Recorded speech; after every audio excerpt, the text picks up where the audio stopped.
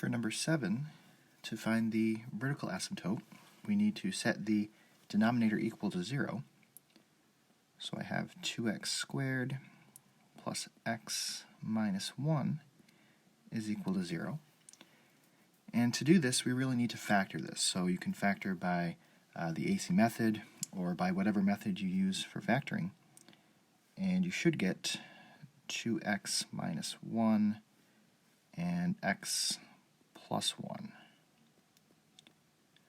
So then if you solve both of those, you'll get x is equal to 1/2, and you'll get x is equal to -1. So these are your two vertical asymptotes. For the horizontal asymptote, you want to compare degree. So the numerator has degree 2, the denominator also has degree 2.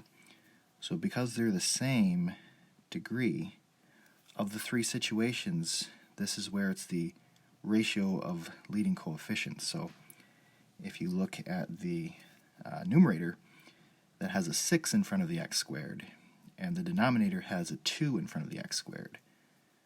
So if we make a ratio from those numbers, it's going to be y is equal to 6 over 2, which reduces to 3. So the horizontal line, y is equal to 3, is going to be your horizontal asymptote.